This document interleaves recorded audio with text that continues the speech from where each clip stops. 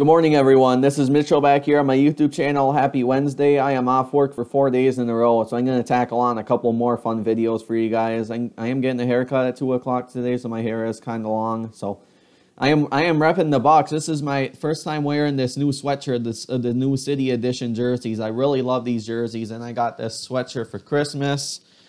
This Milwaukee like slogan in blue, I just really like it, and it's very comfortable all year round to wear. So this is one of my good sweatshirts that I could wear for this video tonight. So yep, the Western, we're gonna go over the rundown and preview for the upcoming NBA playoffs this year. I'm very excited for that. It's actually going to be going on most of the year. I know the COVID pandemic put a big pause on the season. They had the Orlando bubble for the playoffs, but I'm loving that it goes from later in the summer, because just having MLB for most of the summer just can get kind of old. Even when I'm a big baseball fan, this and the Stanley Cup going on at the same time is very remarkable as a big sports fan to really have this for not having sports last year. I think this is what we ultimately deserve. So we're going to start with the Western Conference. As mentioned, the current playoff teams, the Utah Jazz, they're probably going to be the #1 seed. Their magic number to get there is 10 wins. I really like the way they played, and they continue to hold the league's best record at 44-17. And their lead to the Suns shrunk to 1 game, and then they lost to the Timberwolves as well. The Timberwolves pulled out a big upset on Monday night, so the Suns also beat them, but they lost 2 in a row. The Timberwolves especially is a monster upset for them. Next, we have Chris Paul and the Phoenix Suns. They were very fun to watch when they played the Bucks a few weeks ago. I watched the entire game online. They're really playing well, and I think they're going to keep staying consistent in the playoffs to really make a run at it. They're within a game of the Jazz, so the West is getting really interesting now. I think Utah will get the 1 seed, but with them being within the game, this is going to make the chase really fun. So yeah, it's going to make it really fun going into later in the season. Phoenix can't finish outside of the play-in series. They can't finish outside the play-in series, like for the second one between the 9 or 10 seeds. So teams keep losing and they start to lose. They would at least wouldn't have to play a 9th or 10th seed. They would get to play like an easier opponent there. Next, we had the Los Angeles Clippers with Kawhi and Leonard. The Clippers can clinch the top 6 seed with the Portland loss on Tuesday night. So that's big, that Portland loss, the West Coast game, which I went to bed at 11, so I didn't plan on watching that with a long day at work. The Clippers and Nuggets play on Saturday, which is a very big game. Which is a very big game. The season series is currently tied at 1, so pretty much this will pretty much almost take the head-to-head series of the year, because teams play 4 times each year in the NBA, and that's a really big game to see who's going to win.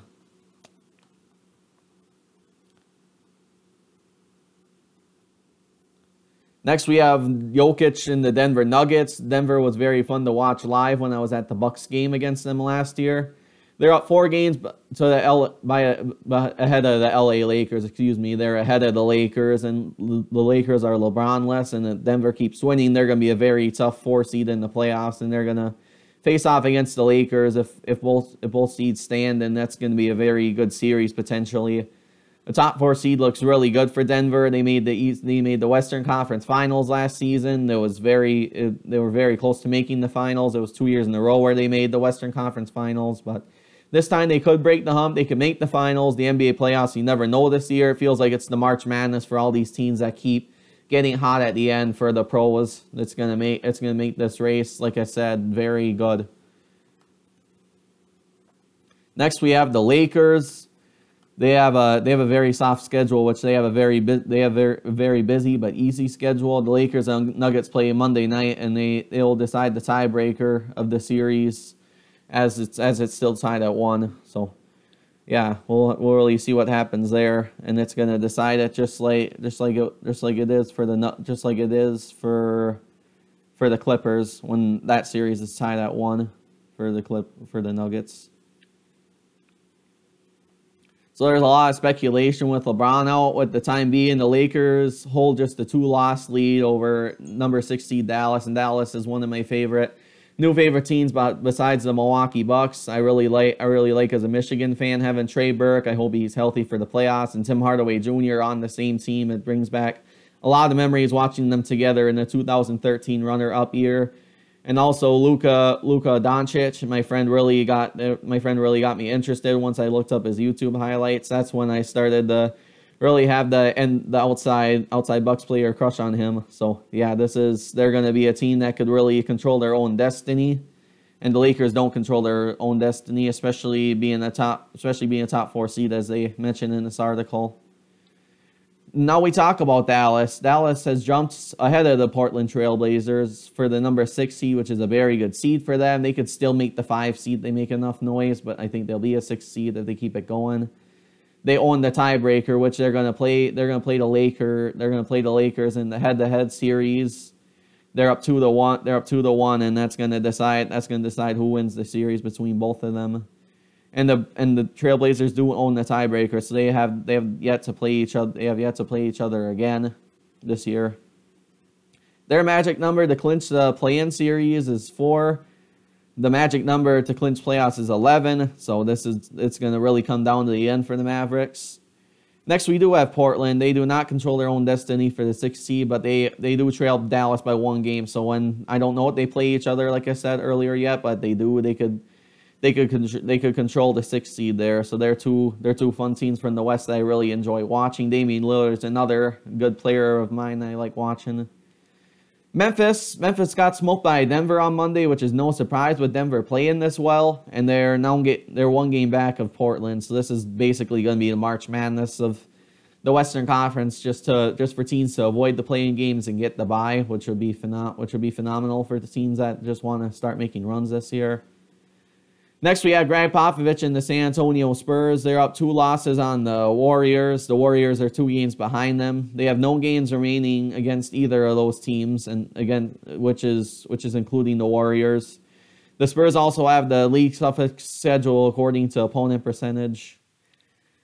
We had the Warriors lastly. We have the Warriors last week they got hammered by the Dallas Mavericks, which is no surprise. They did not know until I read this article that they did. Had they won, they would have been 2 games within Dallas, which the 6th seed would get them a bye. So they would have to get very hot to make the 6th seed, which does feel good to see them losing for the end of it. So it virtually ends the Warriors' chances for crawling out of the play-in tournament. So I think they're going to make the play-in tournament no matter what. The Warriors only lead the Pelicans by 3 games. So the Pelicans could still get any without Anthony Davis, and he's with the Lakers. They could still make a consistent enough run. They could knock the Warriors out of the playoffs entirely. The Pelicans control their own destiny to catch the Warriors if they sweep both those games, because they have yet to play each other twice this year. Those could be very good games. I think they'll be both national television, I'm sure. 3 losses back of Golden State are the Pelicans, and then 12 for Sacramento, which I don't think they're going to make it. But New Orleans has the best chance to come back and get a couple big signature wins against Steph Curry and the Warriors. So we're on to the Eastern Conference now. I'll send this link, by the way, so you guys understand more where I'm going and where the playoff projections are heading. The Nets hold just a 1.5 game lead over the Sixers, so the Sixers could still get the 1 seed. I think they're a very mediocre 2 seed right now. Which Joel Embiid has to come back if they really do want to make a run in the playoffs. He honestly has to. They didn't look as good against Milwaukee last Thursday, watching that game without him playing.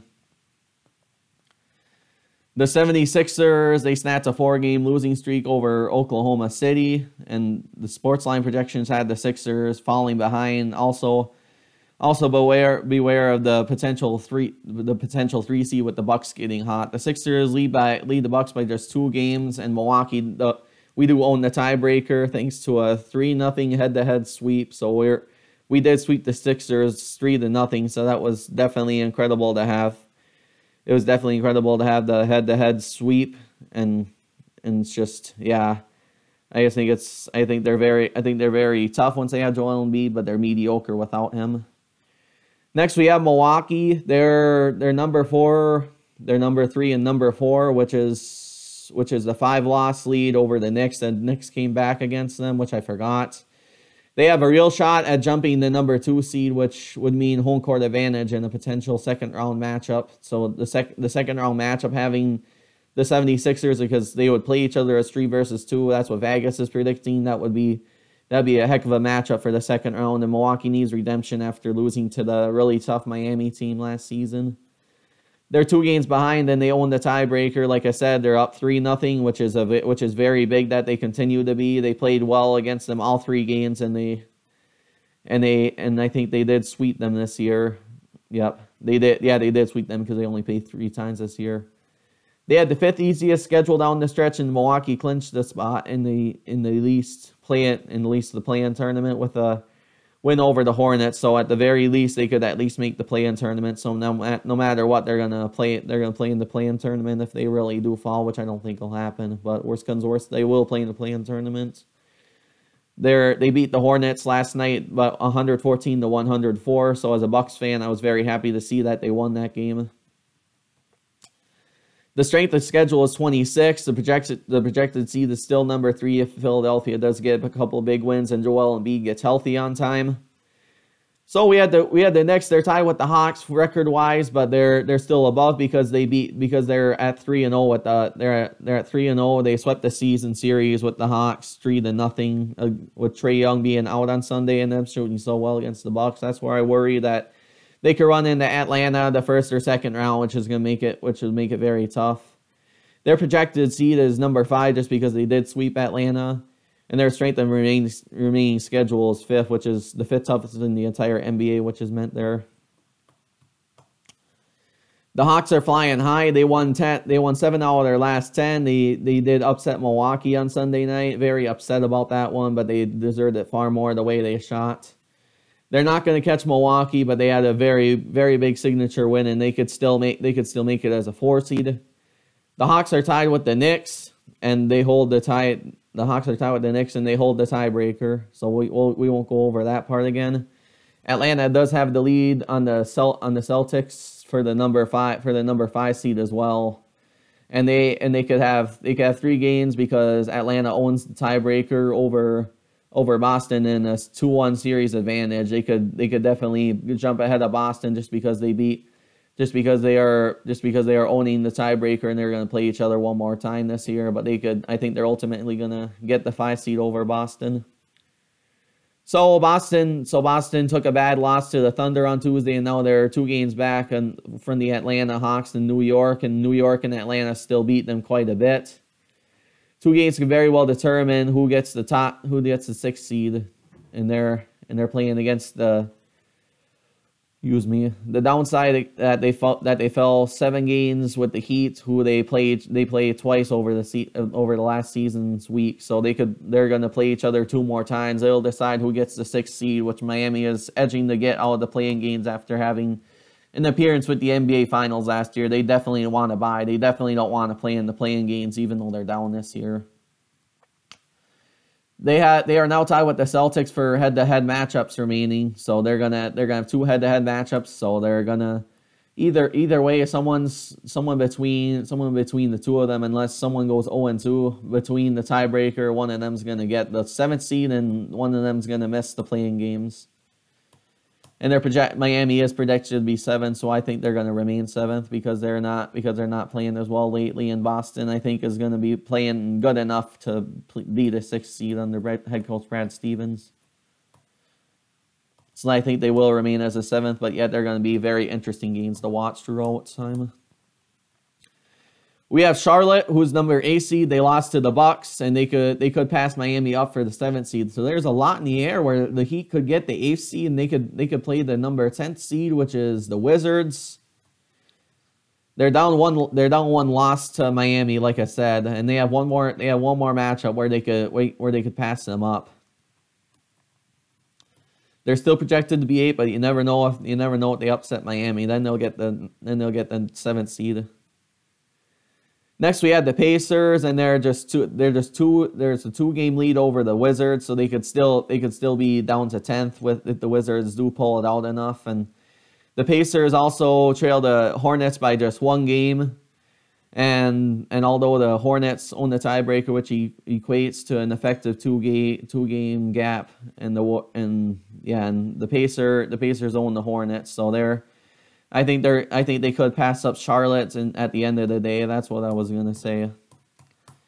Lastly, we had the Wizards, and they're holding a 2-loss lead over the Raptors, which I think are going to be out of the playoffs this year, and they do own the head-to-head matchup between both the teams, but the Wizards are playing well enough where they could still secure the play-in game. That's a 10th seed.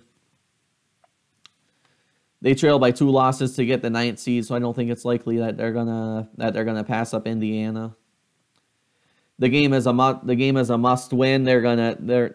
must win that they have to have when they do play the Pacers. So they do have to play each other before playoff starts, and they are also projected to be the 10th seed because they are down that 1 game. So outside looking in, the Bulls could make it as a 10th seed. They're 1 loss back of the Wizards, and then Toronto I don't think will, but they are 2 games back of Washington. This is going to be a very interesting one. Thank you guys all for listening, and we'll see you guys soon on my next video.